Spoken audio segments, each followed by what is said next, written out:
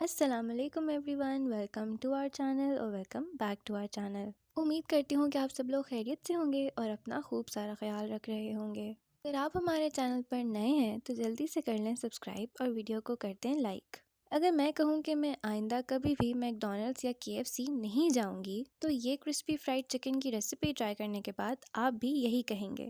سب سے پہلے ہم بڑھتے ہیں چکن کی میرینیشن کی طرف۔ ڈالیں گے آدھا کپ ونیگر یعنی کہ سرکہ، آدھا کپ چلی سوس، اس کے بعد ہم اس میں شامل کریں گے 2 کھانے کے چمچ سویا سوس، نمک حسب ذائقہ شامل کریں گے۔ اس کے بعد ہم اس میں ڈالیں گے 1 کھانے کا چمچ لال مرچ پاؤڈر، 1 چائے کا چمچ لہسن پاؤڈر اور 1 چائے کا چمچ ادرک پاؤڈر، 1 چائے کا چمچ زیرہ پاؤڈر اور 1 چائے کا چمچ کالی مرچ شامل کرنے کے بعد پہلے ان چیزوں کو اچھی طرح سے مکس کر لیں گے۔ اس کے بعد ہم اس میں ڈالیں گے 1 کپ بٹر ملک۔ پہلے ہم اس کو اچھے سے مکس کر لیں گے اور اس کے بعد پھر ہم اس میں چکن ڈرم سٹکس شامل کرنا شروع کریں گے۔ ہم نے یہاں پر صرف ڈرم سٹکس کا استعمال کیا ہے، آپ چاہیں تو چکن کے باقی پیسز کا استعمال بھی کر سکتے ہیں۔ کوشش یہ کریں کہ اس کو رات بھر کے لیے میرینیٹ ہونے کے لیے رکھ دیں، لیکن اگر آپ کے پاس اتنا ٹائم نہیں ہے تو پھر اسے کم سے کم 5 گھنٹے کے لیے میرینیٹ لازمی کریں۔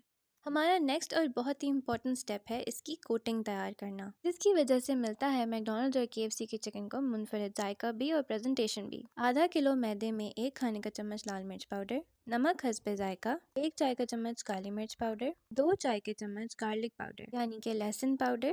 ان ڈرائی انگریڈینٹس کو بہت اچھی طرح سے مکس کریں گے اور اس کے بعد پھر ہم چکن کی کوٹنگ شروع کریں گے۔ چکن کو کچھ اس طرح سے دبا دبا کر کوٹ کرنا ہے، جس کی وجہ سے اس کی کوٹنگ اس کے اوپر سے فرائی کرتے وقت نہ اترے۔ اس کی ایک سیکرٹ ٹپ یہ ہے کہ اس کو پانی میں ڈپ کریں گے اور پھر اسے دوبارہ سے کوٹ کریں گے، بالکل اسی طرح دبا دبا کر، تاکہ کوٹنگ بہت اچھی طرح سے چکن کے اوپر چپک جائے۔ جب آپ کی چکن کچھ اس طرح سے دکھنے لگے تو پھر ہم اس کو ڈیپ فرائی کرنے کے لیے تیل میں ڈال دیں گے۔ اس بات کا بھی خاص خیال رکھیں گے کہ تیل پہلے سے گرم ہو۔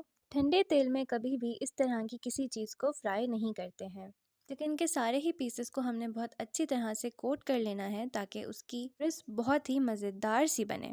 اس کو آپ نے تب تک دونوں طرف سے فرائی کرنا ہے جب تک کہ یہ مکمل طور پر گولڈن براؤن نہیں ہو جاتی۔ اکثر چکن فرائی کرتے وقت اس کی کوٹنگ اتر جاتی ہے، لیکن جس میتھڈ سے ہم نے کوٹنگ کی ہے اس کی کرسپ کبھی بھی نہیں اترے گی، اور یوں فٹافٹ سے ہو جائے گی آپ کی میکڈونلڈس اور KFC style crispy fried drum sticks تیار۔ باہر جا کے کھانے کی کیا ضرورت جب آپ گھر پہ کر سکتے ہیں بہترین کرسپی فرائیڈ چکن تیار۔ اس ریسیپی کو ٹرائی کرنے کے بعد کوئی یہ بات جج کر ہی نہیں سکتا کہ یہ آپ نے باہر سے منگوائی ہے یا گھر پہ تیار کی ہے۔ اوپر سے ہے یہ بہت ہی کرسپی اور اندر سے ہے یہ بالکل سافٹ۔ امید کرتی ہوں کہ آپ کو ہماری آج کی یہ کرسپی ریسیپی بہت پسند آئی ہوگی۔ ویڈیو کو لائک کریں، دوستوں احبابوں کے ساتھ شیئر کریں۔ ایسی اور مزیدار اور کوئک ریسیپیز کو دیکھنے کے لیے کریں ہمارا چینل سبسکرائب اور نوٹیفیکیشنز کے لیے بیل آئیکن کو پریس کر دیں۔ ملتے ہیں ایک چھوٹی سی بریک کے بعد ایک نئی مزیدار، آسان اور کوئک ریسیپی کے ساتھ۔ تب تک کے لیے اپنا خیال رکھیے، ہمیں دیجیے اجازت۔ اللہ حافظ۔